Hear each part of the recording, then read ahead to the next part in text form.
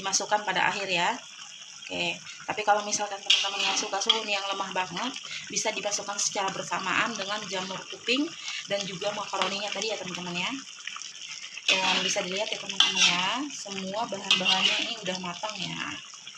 Bisa dilihat seperti ini ya. Dan suhunya juga udah matang ya teman-teman ya. Dan prosesnya udah selesai sampai di sini ya. Untuk resep sop jamur kuping daging sapinya udah selesai sampai di sini ya teman-teman. Terima kasih. Assalamualaikum warahmatullahi wabarakatuh.